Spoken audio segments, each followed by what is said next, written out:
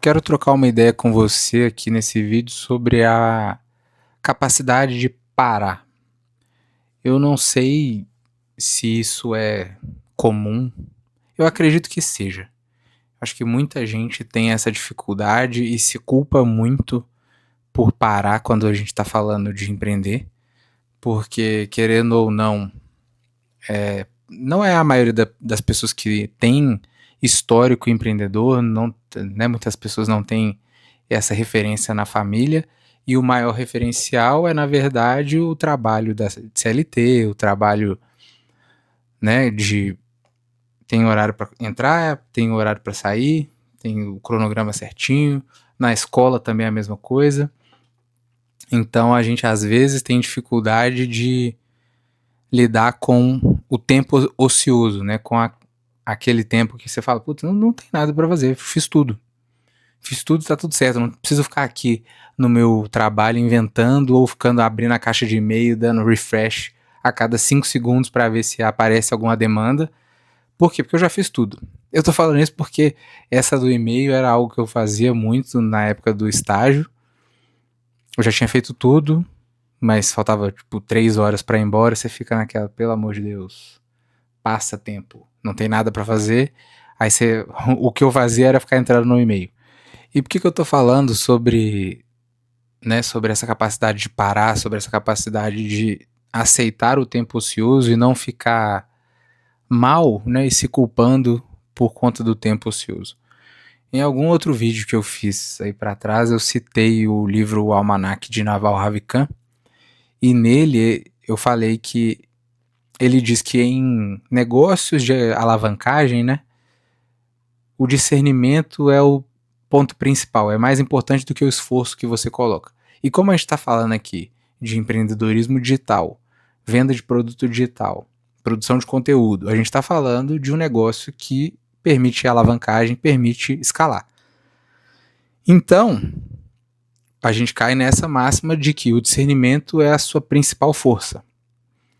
Vai ser mais importante ter essa capacidade de discernimento do que colocar esforço no seu negócio. Por quê?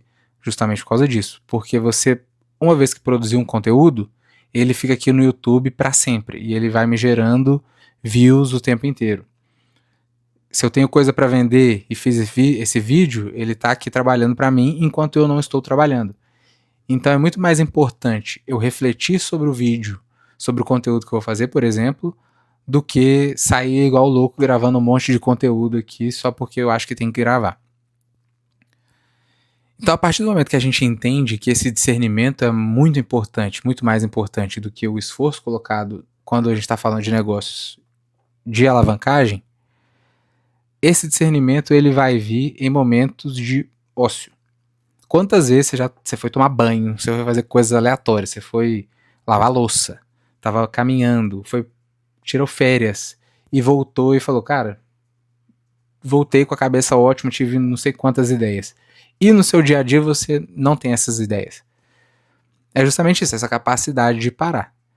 A gente, quando a gente está falando de empreendedorismo, a gente pode se forçar a fazer isso. Né? A gente não precisa seguir as regras do regime CLT, que a gente tira férias, a gente precisa marcar nossas férias e passar pro RH aprovar. Não, você fala, cara, eu posso dividir minhas férias, todo dia eu tiro um pouco das minhas férias. Todo dia eu tiro 2 horas ali para refletir. E isso vai ser muito importante de fato para você. E eu quero compartilhar aqui também um pouco. Tá sendo quase como uma documentação da minha jornada, porque eu saí do meu negócio que eu era sócio há alguns meses e tem uns 4 meses que eu tenho ficado mais no processo de reflexão do que em trabalho de forma ativa, né? Graças a Deus eu tenho uma inteligência financeira, consegui juntar um dinheiro e isso me permitiu passar esse tempo sem ter a geração de dinheiro como eu tinha no meu negócio. Mas antes eu queria trazer aqui, porque eu tô lendo um livro, eu já até citei ele também, o Mesmo de Sempre, do Morgan Housel, e tem um capítulo que ele fala, o capítulo chama Vítimas da Imperfeição. E ele começa dizendo que há uma imensa vantagem em ser um pouco imperfeito. Ele vai dando exemplos de espécies que vão evoluindo e chega a um ponto que a evolução é tão grande que ela fica vulnerável. Então, ele traz um pouco dessa ideia de que a gente não consegue evoluir para a perfeição, claro, senão seríamos deuses, mas chega num teto, vamos dizer assim. Mas o mais importante que eu acho aqui é que tem uma parte que ele fala do Charlie Munger, que perguntaram para ele qual que era o segredo do Warren Buffett. Para quem não sabe, os dois eram sócios, né? E para quem não sabe também, o Warren Buffett é um dos maiores investidores do mundo. E a resposta do Charlie Munger foi, eu diria, abre aspas, eu diria que passar metade do tempo simplesmente sentado lendo. É claro que a gente tem que ter bom senso aqui e entender que muitas vezes, principalmente às vezes no início do seu negócio, você não vai ter essa capacidade de parar, ler, ficar sentado 2 horas. Igual a galera que fica achando da banheira de gelo, né? Vendo as pessoas que deram muito certo no digital hoje fazendo banheira de gelo, e a pessoa acha que aquilo foi o que fez ela dar certo. Só que ela só conseguiu fazer a banheira de gelo porque ela conseguiu ter tempo livre suficiente para hoje fazer a banheira de gelo. Não foi a banheira de gelo que fez ela chegar lá. Mas, pensando num momento do seu negócio um pouco mais estabelecido, você vai conseguir ter tempo e você vai sentir, e eu passei por isso, momentos que você fala, putz, eu não tenho nada para fazer, literalmente, eu tenho que aceitar que hoje é isso, não tem muita coisa pra fazer, e você vai ficar ali sentado e refletir. Porque é nesse momento que vai vir o discernimento, e é ali que vão vir as ideias, e você precisa aprender a estar de boa com isso, sem se culpar. E aí, como eu falei, esses últimos 4 meses têm sido basicamente disso, né? Como eu pude me dar o luxo de não precisar fazer tanto dinheiro, porque eu já tinha o dinheiro guardado, tenho os meus investimentos, tenho os meus rendimentos, eu pude passar esses 4 meses mais refletindo do que tudo. E foi ontem, se eu não me engano, ontem ou anteontem, eu tava parando para pensar, fui lendo, justamente como o Charlie Munger fala do Warren Buffett, tava lendo e me veio essa reflexão, alguma passagem me fez pensar nisso, de o que me fez sair do projeto que eu tava como sócio e o que eu tava buscando com esse meu novo negócio, né? Pensando em fazer um negócio meu, que era essa a minha ideia. E aí eu fui escrevendo e eu vou compartilhar com vocês aqui, porque isso talvez pode ajudar alguém e também vai mostrar como que foi esse processo, né? De a minha própria reflexão. Por isso que eu falei no início do vídeo de ser um pouco de uma documentação da minha própria jornada. Então eu comecei escrevendo aqui, né? Tava aqui pensando possibilidades de modelo de negócio. Eu tenho refletido muito sobre isso, né? Qual que é o modelo de negócio que eu quero levar? Aí eu fiquei pensando, quando eu pensei em criar um negócio meu, quais eram as minhas ideias, né? Quais eram as características que eu estava buscando nesse negócio, o que eu estava querendo evitar, o que tinha no negócio que eu era sócio que eu queria evitar. E aí, qual foi a minha conclusão, refletindo? Qual que era o meu problema lá? Eu era estrategista, minha sócia é especialista. Qual que era o problema? Dependência de uma única pessoa para ganhar dinheiro. Ter 100% dos meus ovos numa única cesta, né? Eu era 100% focado no negócio, construindo um negócio baseado na marca pessoal, né, de uma pessoa que não sou eu, e ter essa dependência. Então, eu estava construindo 100% focado em construir algo que não era meu. Beleza, falei, beleza, eu não posso seguir nesse caminho. Tanto que, em alguns momentos, quando eu tinha 50% do negócio, então eu era 100% focado, alguns amigos meus viravam, pô, Bruno, você tinha que ter outros especialistas, né? Porque você não pode ficar dependendo disso. Eu falei, cara, não tem como, porque era isso, eu era sócio do negócio, não tinha como eu pegar outras especialistas e para mim eu ia prejudicar a minha entrega ali, não seria justo. Então, beleza, a partir daí eu decido criar algo meu. Então eu poderia prestar serviço, poderia dar consultoria, mentoria. E aí começa a surgir alguns problemas. Eu falo, pô, vender consultoria, mas aí tem um problema que consultoria não tem recorrência, né? Eu tenho que vender uma, depois tenho que vender outra. tem esse problema. Mentoria. Eu, na minha cabeça, na concepção de mentoria, o ideal da mentoria é eu poder selecionar as pessoas que vão ser mentoradas por mim. Eu não gosto muito desse processo de todo mundo que entra, é só pagar que entra na mentoria, porque eu não acho que todo mundo pode entrar numa mentoria. Então, hoje, no momento que eu tô, se eu fosse fazer um negócio, eu teria que aceitar todo mundo, porque eu tô começando. Então, não é um modelo que me agrada nesse momento. Então, eu estava pensando em fazer, inclusive, um workshop pago para vender uma mentoria no final. Desisti da ideia por causa disso.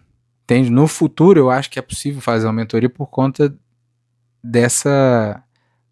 No futuro, ter mais gente interessada do que eu querendo vender uma mentoria, e eu posso falar, não, você não faz sentido, eu posso ter um formulário, né, vamos dizer assim, para filtrar as pessoas.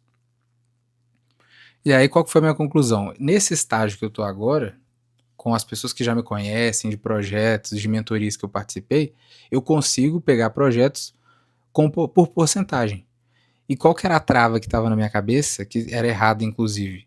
É a ideia de pegar projetos como sócio no mesmo formato que eu tinha, que era 50%. Eu falo, nesse jeito eu não posso pegar mais de um, que eu já falei, né? Eu não vou conseguir me dedicar a 100%. Mas pegar projetos com porcentagem menor, eu consigo pegar vários. Então, ao invés de fazer mentoria, faz muito mais sentido eu virar para as pessoas que eu já conheço, para os projetos que eu já conheço, e falar, cara, me dá 10, 15, 20% do seu negócio e eu vou te ajudar a alavancar ele. Então, isso resolve o problema, porque desse jeito eu consigo pegar mais de um, consigo pegar uns 5, 6, talvez até 10, dependendo, no formato que eu estou desenhando aqui com alguns parceiros. Então, eu tiro aquela coisa de depender de uma pessoa só, mas eu ainda não tenho a questão da marca pessoal. Na verdade, até tem, né? Uma vez que você vai... É como se eu estivesse criando uma agência. Então, cria-se uma marca em cima do Bruno, estrategista, que pode ser fonte de trazer clientes a custo zero. Porque eu acho que esse que é o principal ponto de uma criação de marca pessoal, é a capacidade de você trazer clientes a custo zero. Então, eu posso, uma vez que eu crie esse sistema, atrair clientes para o tempo todo ter. Uma vez, vamos supor, eu tenho 10 clientes, a minha ideia é ter 10 clientes fixos, né? Ter 10 projetos.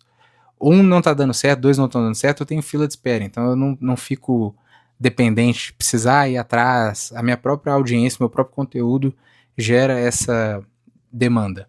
Então aí no final das contas, qual foi a minha conclusão dessa minha visão do meu próprio negócio, né?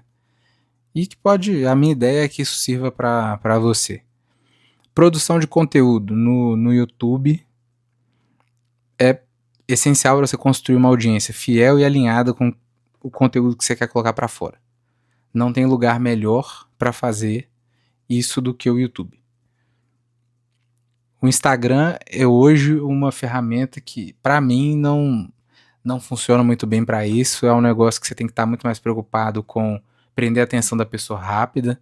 É um lugar excelente para você fazer vendas de produtos para público frio, ou você vai fazer as campanhas, né? Então, usar ele como ferramenta de anúncio, e é isso que eu vejo muita gente fazendo. Tem um cara, o Elton Luiz, que ele faz muito bem isso. Ele tem a produção dele muito focada no YouTube, mas o Instagram dele tem os anúncios rodando.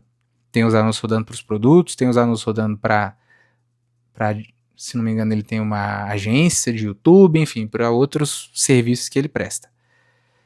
Você não depender de um único projeto e não trabalhar com pessoas desalinhadas apenas por dinheiro. Isso aqui eu coloquei por conta do negócio da mentoria. Eu não quero trabalhar com mentoria hoje por conta disso, para não ter que pegar projetos só pelo dinheiro, porque às vezes eu sei, falo, cara, não faz sentido vender mentoria para essa pessoa agora. E eu não quero ter que aceitar o dinheiro porque a pessoa quer fazer a mentoria comigo só porque ela quer pagar. Eu quero ter, quando for fazer uma mentoria, quando for fazer uma consultoria, poder cobrar caro e poder filtrar essas pessoas. Falar, cara, você faz sentido que eu acho que eu consigo te gerar resultado de verdade. Então, bora trabalhar junto. Esses são os princípios que eu colocaria.